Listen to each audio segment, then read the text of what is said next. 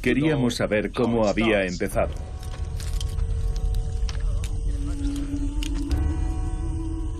Por eso yo estaba en la jungla de Gabón. Estábamos literalmente en medio de la nada, en mitad de la noche.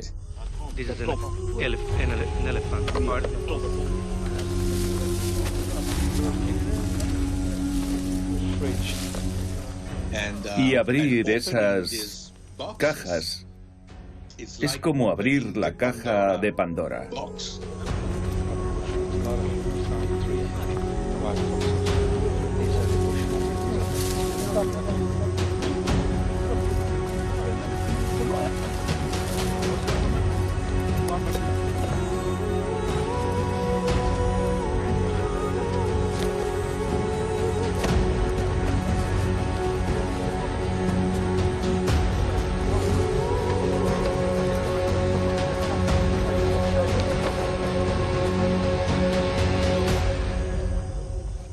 Ahora que lo pienso, me asustaría, la verdad, después de lo que está pasando con el COVID-19, porque ves pangolines, monos y reptiles, pájaros y civetas y murciélagos, todos juntos, muertos o casi muertos, y casi puedes ver, casi puedes imaginar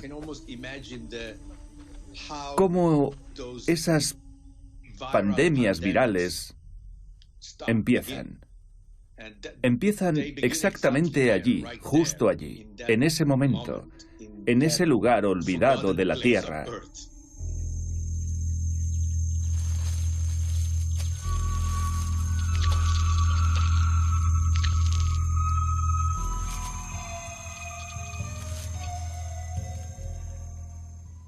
Me invitaron a...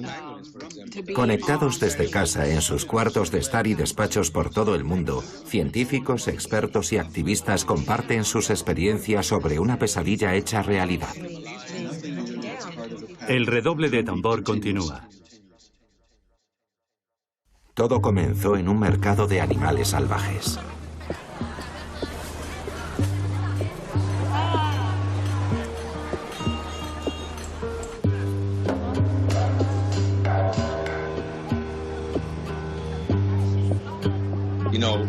Cuando visitas esos mercados y ves todos esos animales salvajes, vivos o medio vivos, o simplemente muertos, apilados, amontonados en pilas gigantescas,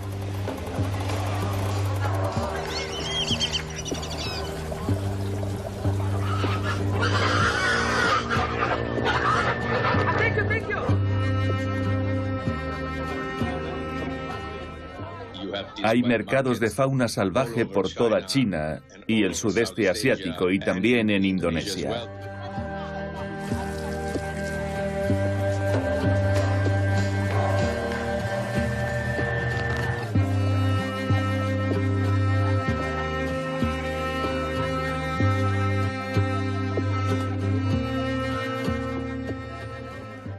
Bueno, el destino decidió que todo empezara en Wuhan. Quien habla desde Los Ángeles, California, es Andrea Costa, un experto en tecnologías de seguridad, antipiratería y gestión de riesgos. Andrea utiliza sus conocimientos para combatir los delitos ambientales en todo el mundo. Sigo lo que pasa con el COVID-19 a diario, casi a cada hora, sobre todo porque tengo amigos y familiares en Italia, así que vi esta crisis.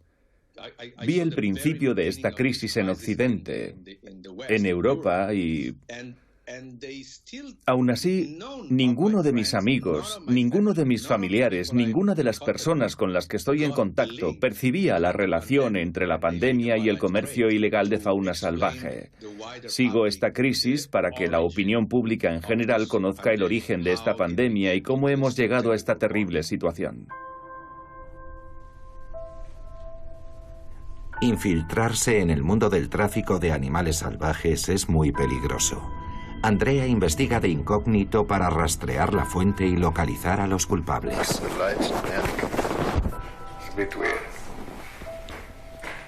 En el centro se encuentran los auténticos responsables, los verdaderos culpables de todo esto.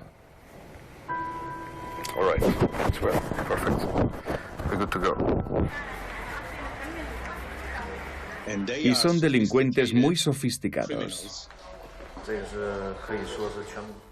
No solo trafican con la fauna salvaje, también se dedican al blanqueo de dinero y algunos de ellos al tráfico de personas, de documentos y de pasaportes falsos, de todo.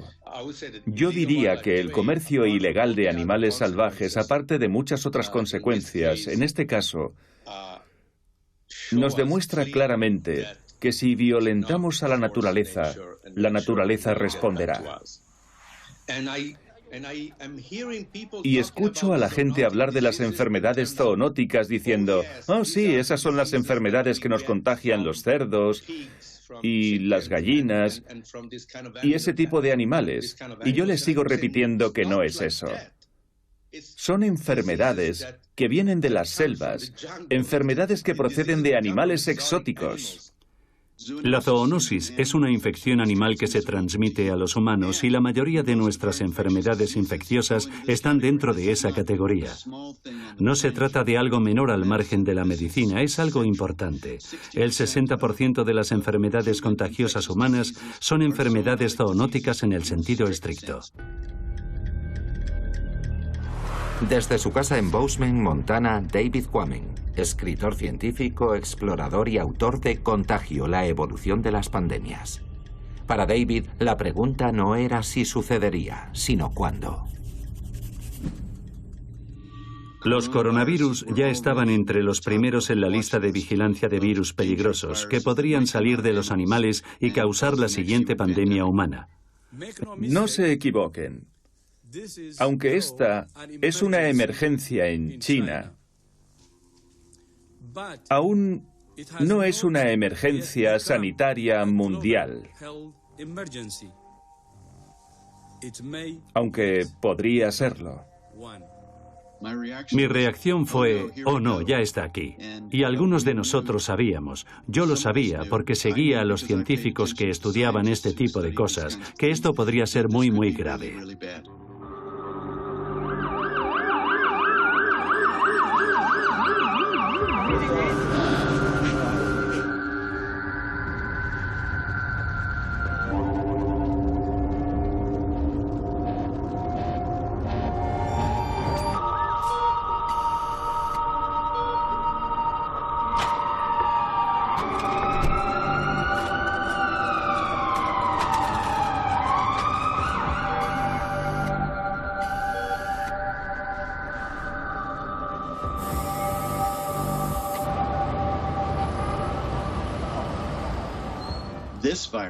Este nuevo coronavirus es uno de los virus más famosos del planeta.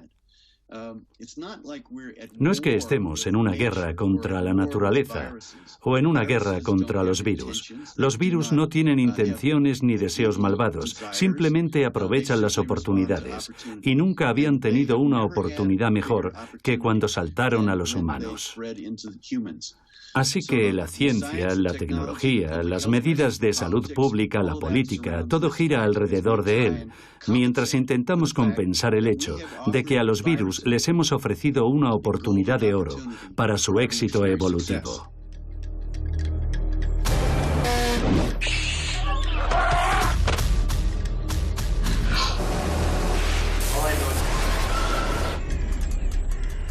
Estas epidemias vienen sucediendo cada vez con mayor frecuencia. Si nos remontamos solo a 1961, la fiebre hemorrágica boliviana, el virus Machupo. 1967, el virus de Marburgo. Llegó a Marburgo, Alemania, en monos de Uganda, que habían trasladado con fines médicos y portaban ese virus. 1976, el primer brote de ébola en África. 1981, se descubre el VIH, la pandemia del SIDA. Después, otros a finales de los años 80.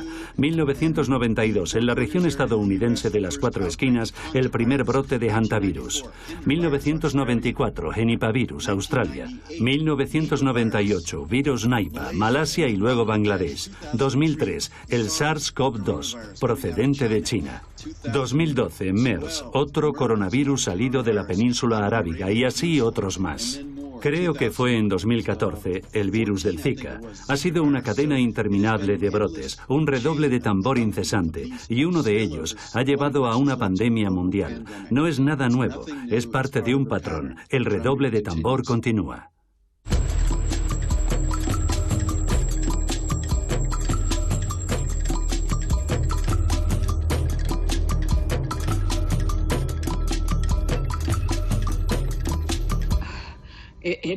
No he dormido bien desde principios de febrero, debido a toda la información que he visto y escuchado, y desafortunadamente todo esto tenía que pasar. Desde el rancho Cucamonga en California, Tracy McNamara, veterinaria y experta en enfermedades zoonóticas. En el verano de 1999, siendo la directora de patología en el zoológico del Bronx, Tracy descubrió un virus letal. Bueno, es como una repetición instantánea, es como un déjà vu del virus del Nilo Occidental. Los cuervos empezaron a caer del cielo con síntomas neurológicos dentro de las instalaciones del zoo. Me puse a buscar sin descanso un diagnóstico para asegurarme de que lo que fuera que tuvieran los cuervos no empezara a matar a las aves de nuestro zoo. Y entonces hubo una alerta de los Centros de Control de Enfermedades. Estaban muriendo personas por una extraña encefalitis. Las relaciones temporales y espaciales eran demasiado llamativas para ignorarlas. La infección que estaba matando a las aves, ¿podría estar también matando a los neoyorquinos? Tracy temía que pudiera ser un nuevo virus para la medicina veterinaria y también para la humana. Respiré hondo y llamé a mi familia para despedirme. Y me fui a casa y redacté mi testamento porque sabía que solo había estado usando una mascarilla quirúrgica y que había estado expuesta.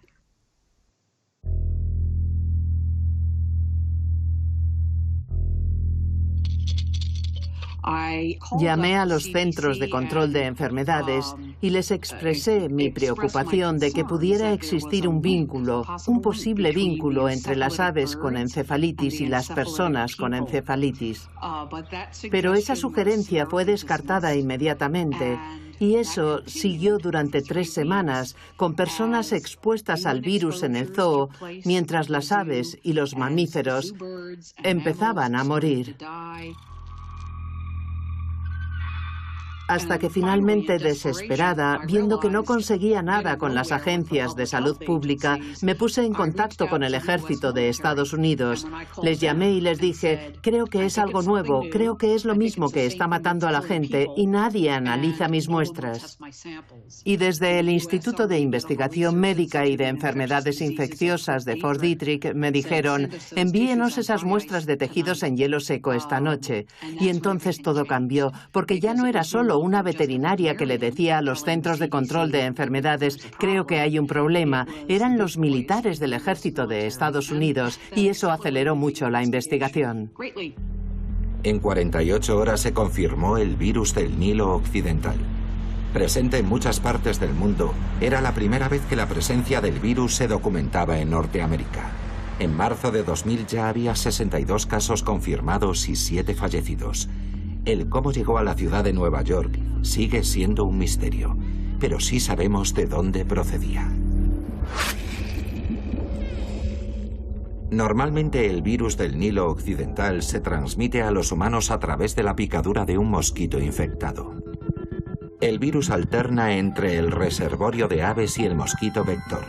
Los mosquitos infectados que se han alimentado de aves infectadas transmiten el virus a los humanos.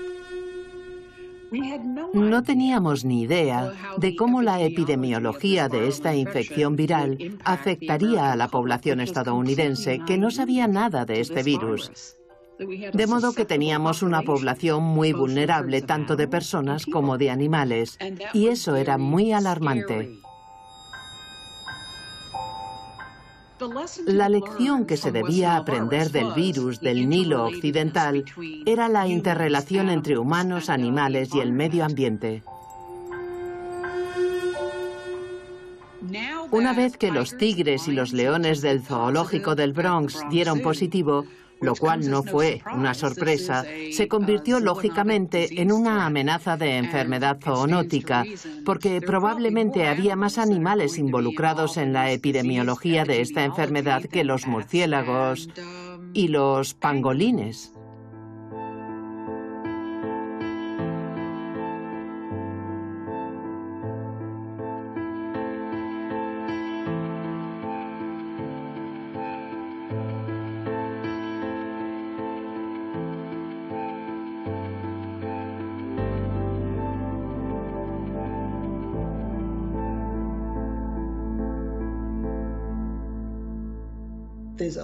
En este mundo hay muchos patógenos diferentes que desconocemos por completo. Se calcula que puede haber más de 1,6 millones de virus diferentes. Desde Hobart, Tasmania, el ecologista y epidemiólogo Scott Carver.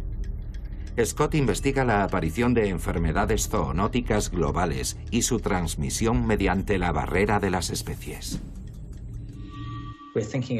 Pensamos en el riesgo de enfermedades humanas que proceden de los animales, en especial de la fauna salvaje, en muchos casos.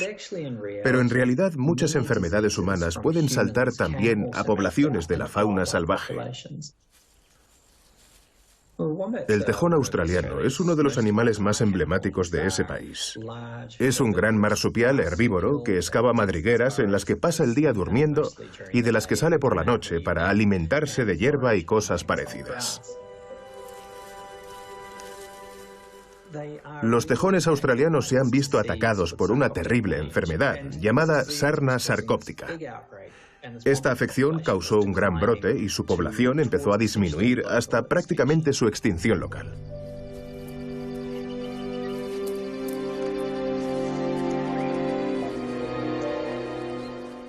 Los tejones pierden mucho pelo y les aparecen unas gruesas costras en la piel. Después comienzan a adelgazar hasta que mueren a causa de otras infecciones provocadas por esta enfermedad.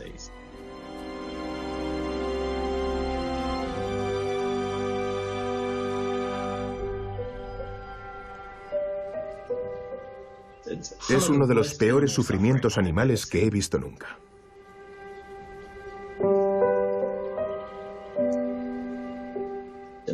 Lo interesante de esta enfermedad es que afecta a los animales de todo el mundo, incluidos los humanos. Cuando nos infecta a nosotros lo llamamos sarna. Los ácaros se introducen bajo la piel para poner sus huevos. Su ciclo de vida depende de los humanos, que responden rascándose. El ácaro de la sarna es un gran viajero. Lo hemos investigado desde todas las perspectivas para intentar comprender de dónde viene esta enfermedad y cómo se infectaron los tejones australianos. Y creemos que con la expansión de los asentamientos europeos por todo el mundo, los ácaros llegaron a esas zonas. Hay unos 100 millones de personas infectadas de sarna por todo el mundo. También contagia a más de 100 especies de animales y se transmite fácilmente entre diferentes especies. Cuando un virus pasa de su hospedador y luego infecta a otro tipo de animal no humano, por ejemplo, algún animal con el que está en contacto próximo en un mercado, una civeta o un puercoespín, o un pangolín en un mercado chino, o tal vez un cerdo, el virus se replica profusamente en ese animal. y luego salta a los humanos. A ese animal se le llama hospedador amplificador porque el virus se ha amplificado en ese huésped intermedio.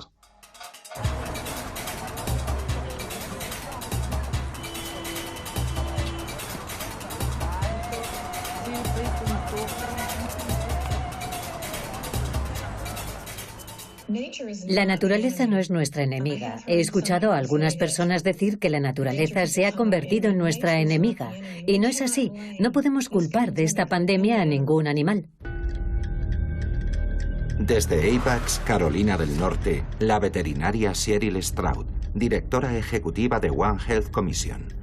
Esta organización persigue la colaboración entre todas las disciplinas para conectar la salud de los humanos, los animales y el medio ambiente en todo el mundo.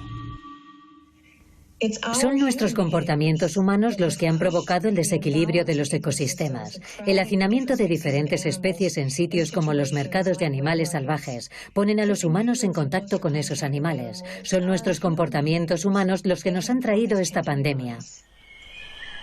Comportamientos humanos como la destrucción del hábitat, que llevaría a un brote del virus Nipah en 1998.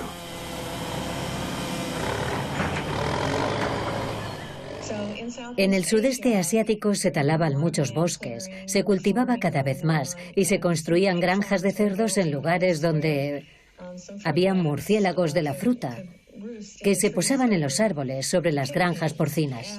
Los murciélagos defecaban y los cerdos ingerían las heces y enfermaban, porque los murciélagos portaban un virus. A los murciélagos no les afectaba, pero contagiaron a los cerdos, y el virus pasó de los cerdos a la gente que consumió su carne, y esa gente enfermó.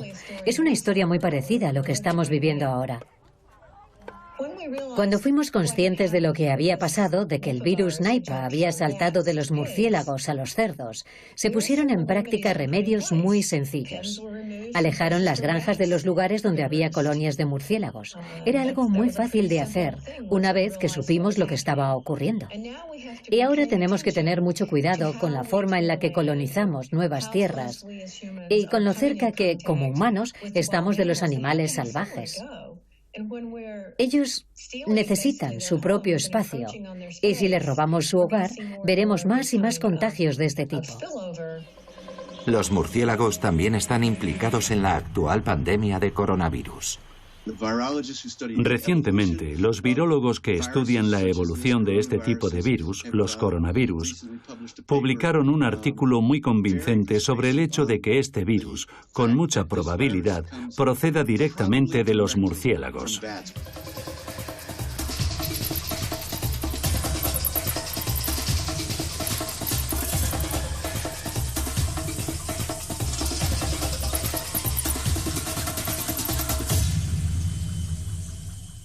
Los murciélagos no son realmente muy diferentes al resto de animales del mundo. Todos ellos portan muchos virus, incluidos los humanos.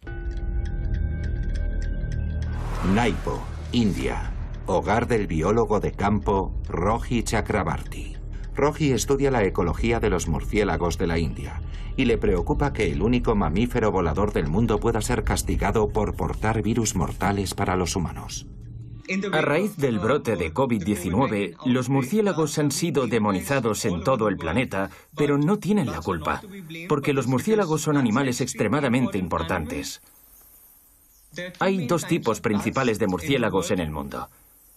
Hay murciélagos que comen frutas y otros que comen insectos.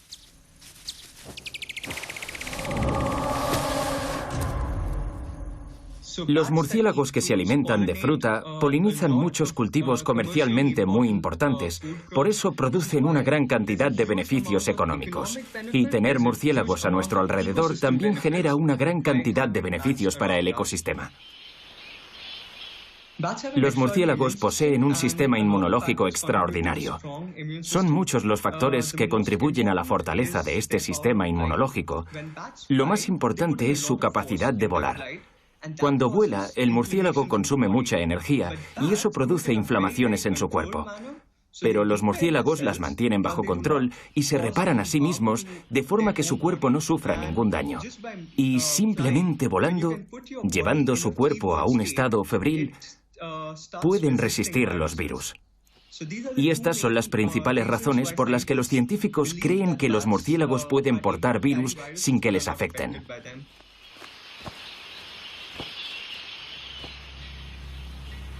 Los murciélagos son sospechosos, pero el COVID podría haber saltado a los humanos a través de un hospedador intermedio.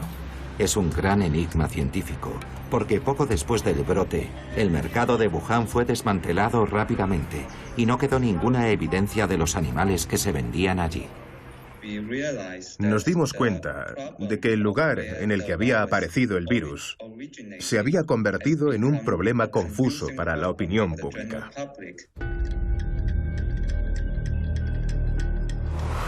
En Ann Arbor, Michigan, Chen Xinjiang utiliza diferentes ciencias para interpretar los datos biológicos mediante una disciplina llamada bioinformática, que ahora emplea para identificar la fuente del coronavirus. Hay dos razones por las que es importante encontrar el hospedador animal del coronavirus. El COVID-19, la enfermedad humana provocada por este coronavirus, necesita algo más que medidas de cuarentena para que pueda ser controlada. En primer lugar, si encontramos el huésped del COVID-19, ahora podremos aislar a los animales de las personas y prevenir más contagios. Y segundo, podría ayudar a reducir el riesgo de brotes futuros cuando las personas se acerquen demasiado a la vida silvestre.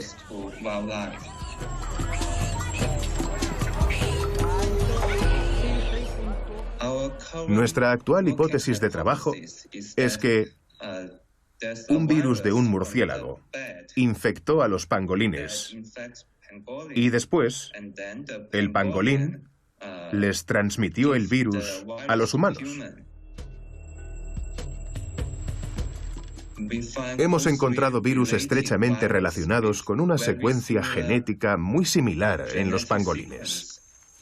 Pero lo que hemos hallado es algo que es similar en un 90%. Si conseguimos descubrir algo que sea similar en un 99%, entonces podremos decir que es el mismo virus. Y esa duda es suficiente para que Jan ponga a prueba su teoría. Aún seguimos estudiando pangolines y otros animales. Lamentablemente, de momento, no puedo dar una respuesta satisfactoria. Yo creo que como sociedad debemos ser muy cuidadosos, esperar y escuchar, porque lo que descubramos vendrá determinado por la genética del virus. Así que debemos tomarnos nuestro tiempo y no echarle la culpa a ningún animal. Debemos esperar a saber qué pasó exactamente. Sin duda, siento que el mundo no escucha lo suficiente a los científicos. Los científicos nos han estado advirtiendo acerca de las pandemias, pero parece que, de alguna manera, los beneficios económicos y los valores culturales han puesto a la ciencia en el último lugar. Meses antes del brote, los investigadores descubrieron que los pangolines portaban coronavirus.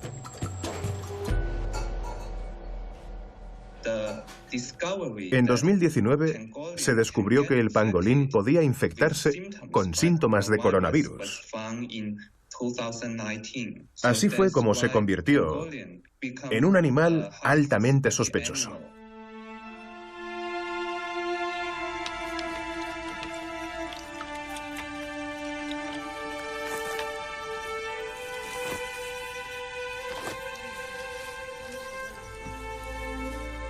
A principios de 2019, las autoridades aduaneras chinas interceptaron un envío ilegal de pangolines malayos.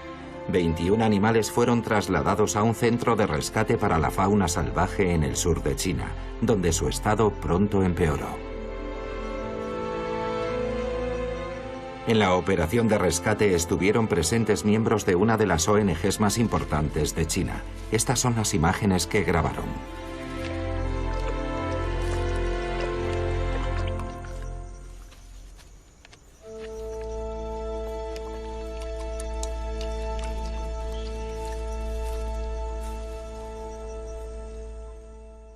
Cuando llegamos, ya habían muerto 10 pangolines. Solo quedaban 4. Tenían el hocico húmedo, tosían y no podían respirar bien.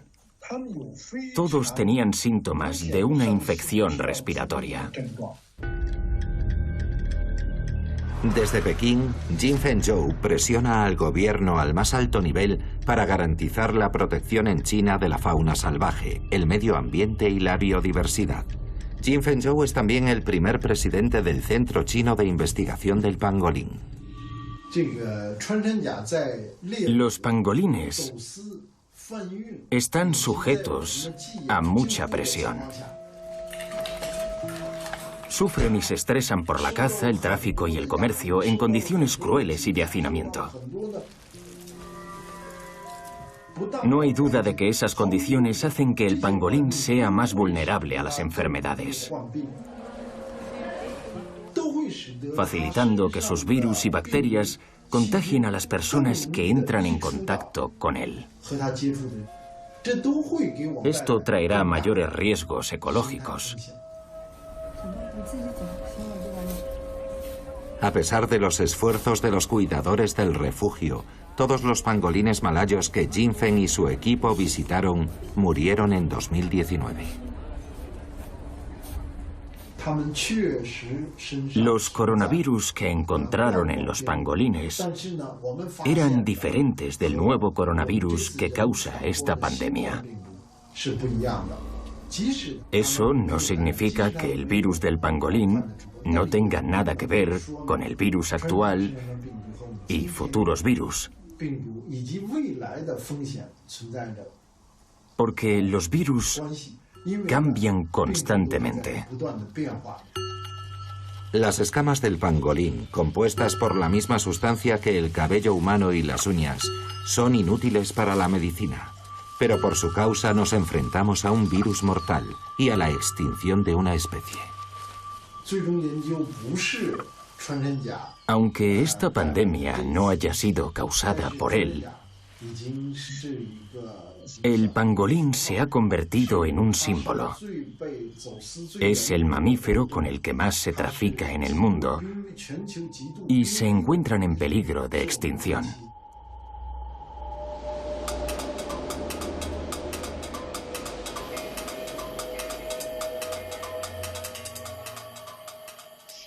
Bueno, cuando sacudes un árbol caen cosas.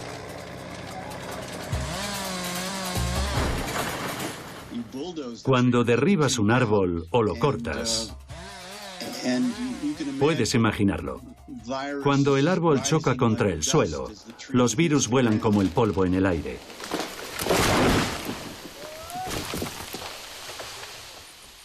Esto no es literal, es metafórico, pero representa el hecho de que al destruir esos ecosistemas naturales, le estamos dando a los virus que viven en los animales de allí la oportunidad de convertirse en virus humanos. Podemos tragarlos, inhalarlos y ellos tienen la oportunidad de convertirse en nuestros virus. A pesar de todo esto, a pesar de esta tragedia global y de esta pandemia, el tráfico de animales salvajes prosigue. Imaginemos una especie de aspiradora gigantesca aspirando animales vivos o muertos por todo el mundo.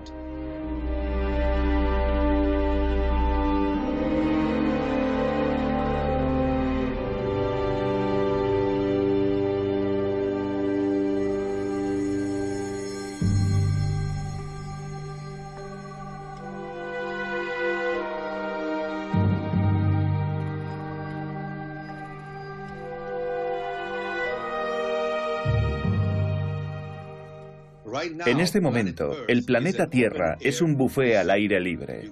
Vas, te sirves, pones en tu plato lo que quieras y te marchas.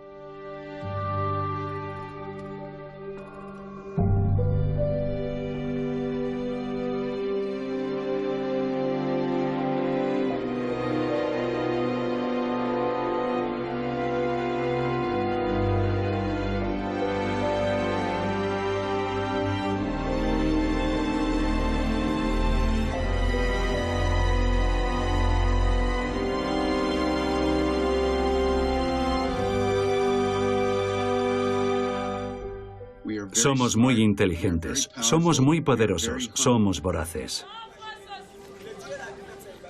No se trata solo de las personas que quieren comer murciélagos o pangolines. Es un problema mundial y en parte todos somos responsables de las decisiones que tomamos. Lo que comemos, lo que compramos, lo que nos ponemos, nuestra electrónica de consumo, las veces que viajamos, todo eso está trayendo a los virus que viven en los animales salvajes más cerca de nosotros.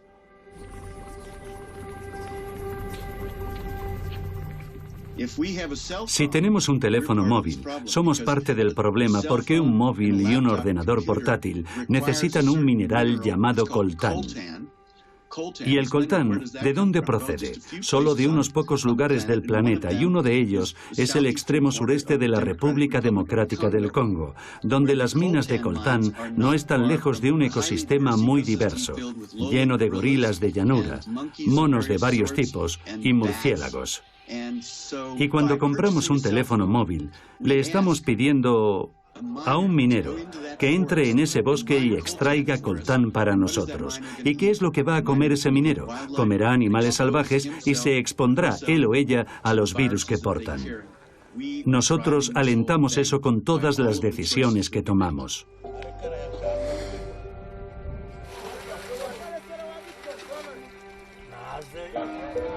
Se podría pensar que es un problema biológico, pero no, es el resultado de prácticamente todos los ámbitos de la vida.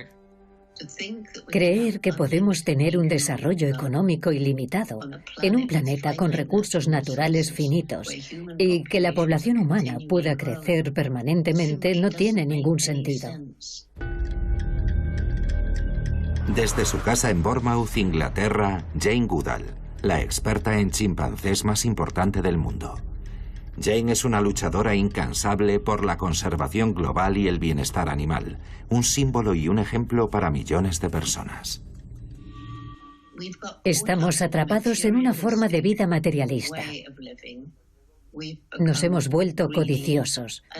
Y lo que tenemos que hacer son dos cosas. Una, tenemos que aprender en el llamado mundo minoritario, que es lo mismo que decir el mundo occidental. Tenemos que aprender a vivir con menos, y algunas personas con mucho, mucho menos. Y también tenemos que acabar con la pobreza, porque si de repente cerráramos todos los mercados de animales salvajes, ¿qué sería entonces de esas personas? Algunos se ganan la vida así. No podemos esperar que lo acepten sin decir nada. Seguirán haciéndolo de forma clandestina o morirían de hambre.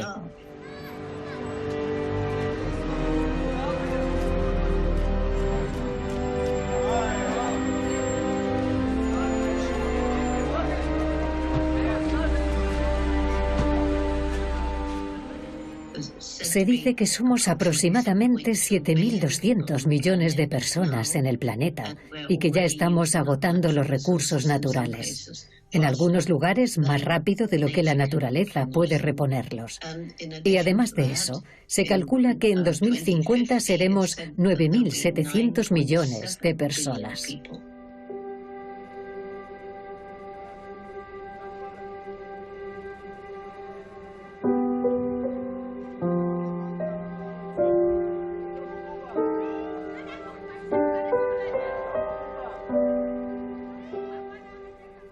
Y todos en el mundo mayoritario, en el sur, querrán tener el mismo nivel de vida que nosotros. ¿Y por qué no deberían tenerlo? En la selva amazónica, los Yanomami tienen un nombre para nosotros. Nos llaman la gente termita porque siempre lo devoramos todo, como las termitas. Yo creo que es una buena forma de describir a nuestra civilización moderna. Desde su hogar en Woodstock, Vermont, el capitán Paul Watson, conservacionista de la vida marina y activista medioambiental, está dispuesto a arriesgar su propia seguridad para proteger los preciosos ecosistemas de la Tierra. Habrá más pandemias y mucho peores. Y la razón de eso es que, indirectamente, supongo, Estamos causando estos problemas porque estamos destruyendo hábitats y ecosistemas y causando el declive de muchas especies, tanto plantas como animales. Y eso implica muchas consecuencias.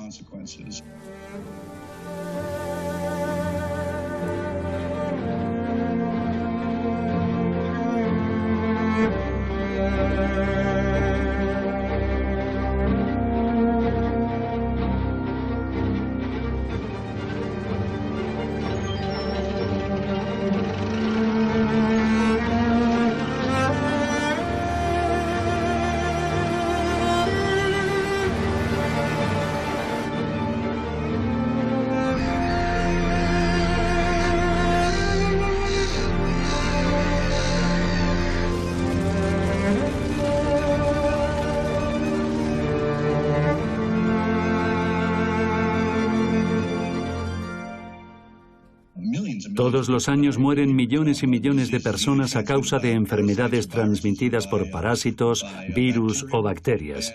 Y nosotros, la verdad, no le prestamos demasiada atención. La diferencia es que esta es una pandemia global y, como dijo un científico cínicamente, afecta a los blancos. Y afecta a la economía.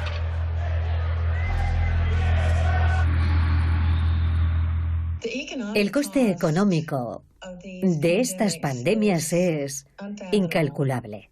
Pondré algunos ejemplos. En 2003, con la epidemia del SARS en 37 países, el coste económico, el impacto global, se calculó entre 40 y 54.000 millones, es decir, miles de millones de dólares.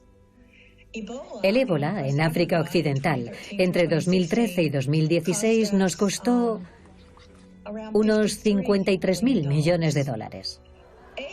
El VIH ha costado 563.000 millones de dólares. Cada año perdemos 570.000 millones de dólares a causa de la gripe.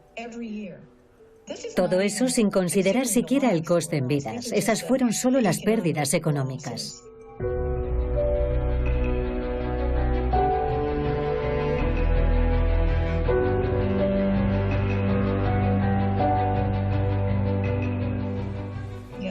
La pandemia que estamos viviendo en este momento superará con creces las cifras que acabo de mencionar.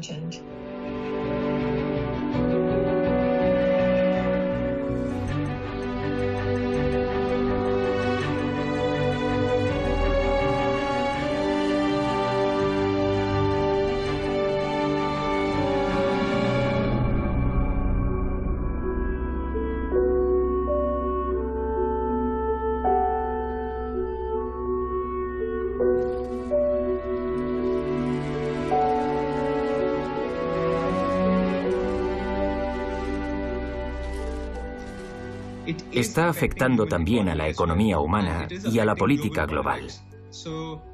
Esa debería ser la lección definitiva de este brote. Bueno, las cosas no van a cambiar hasta que decidamos que la ecología vaya por delante de la economía y que no puede haber economía sin una ecología sana. La salud animal, tanto humana como no humana, y la salud de nuestro medio ambiente tienen que considerarse como una unidad o seguiremos arriesgando vidas. El problema es que no existe ninguna vigilancia o control sobre las enfermedades de la fauna salvaje. Y en la práctica, invertir todo el dinero en la vigilancia de la salud humana básicamente asegura que cuando nos enfrentemos a la amenaza de una dolencia nueva, la amenaza de una nueva enfermedad zoonótica que se propague entre animales y personas, no detectaremos esa amenaza viral hasta que haya un montón de gente en las salas de urgencias o cuerpos en la morgue.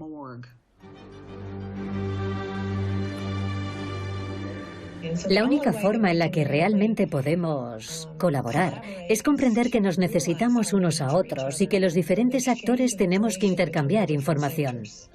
Como vemos, no podemos seguir todos trabajando en compartimentos. No podemos seguir con esta cosa horrible de no colaborar entre nosotros, de no compartir entre nosotros.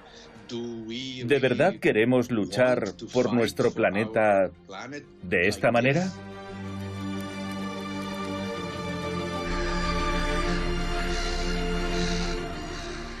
Estamos hablando de lo más importante que tenemos, que es nuestro hogar, nuestro planeta, con tantas amenazas, con tantas cuestiones, con tantos problemas.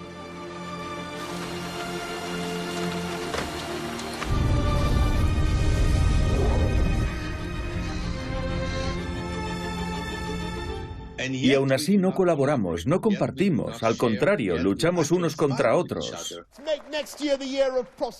Como chicos, como niños. Y esto tiene que cambiar. De lo contrario, perderemos todos. Y por perder, quiero decir que será nuestro fin. Es posible que los cambios lleguen desde donde se detectó por primera vez el brote de la enfermedad COVID-19. Solucionar la crisis climática, las crisis de la biodiversidad y las futuras solo podrá hacerse con un esfuerzo conjunto.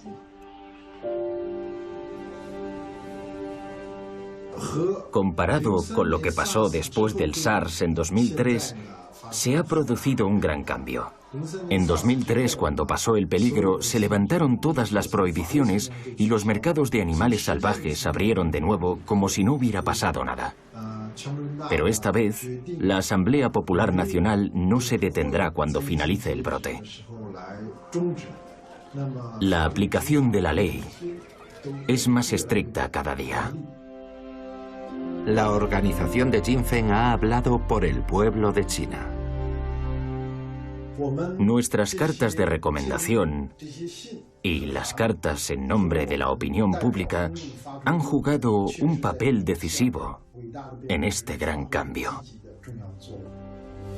Sus exigencias son claras. Primero, los principios y las directrices legales no solo deben proteger a las especies en peligro de extinción, sino también la conservación de la biodiversidad y de toda la fauna silvestre. Además, el uso de especies en peligro de extinción en la medicina y la industria textil creemos que debería cesar por completo en China. Y solicitamos que el nivel de protección del pangolín pase del segundo al primer nivel. En China, el nivel 2 de protección significa que el pangolín puede criarse en cautividad y usarse para la medicina tradicional, mientras que como animal de nivel 1 solo se permitiría el comercio y explotación del pangolín y sus productos derivados en circunstancias muy estrictas como la investigación científica.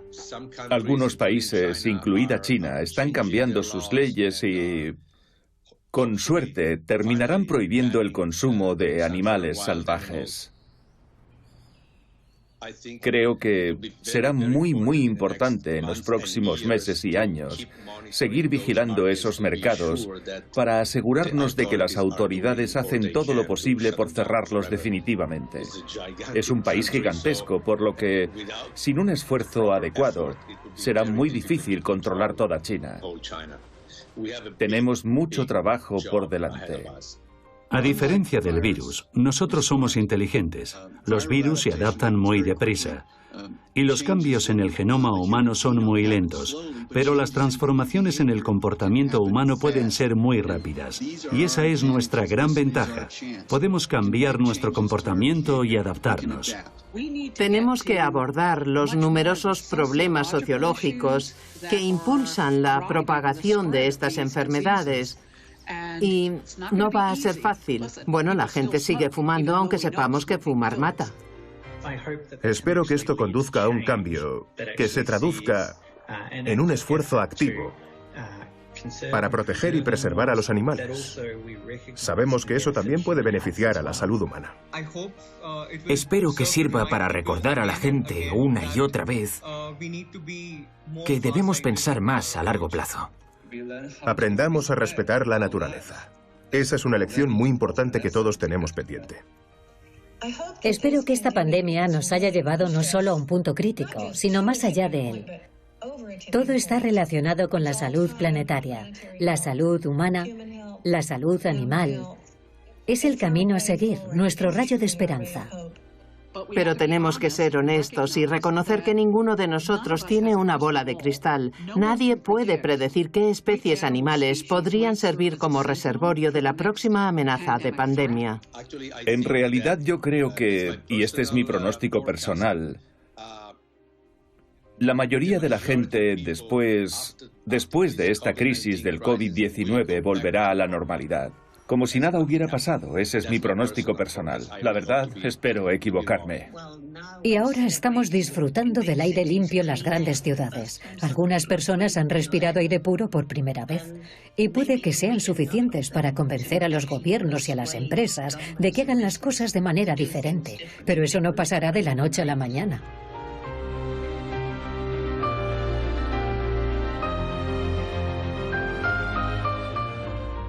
Espero que saquemos una lección de esta pandemia porque la próxima será mucho peor. Y tenemos que adoptar una perspectiva más biocéntrica sobre todas las cosas, de forma que otras especies puedan sobrevivir y vivir en armonía con nosotros. Esta es una batalla por la casa humana y es nuestra última batalla. Hagamos un mundo mejor para que lo habiten todos los seres vivos.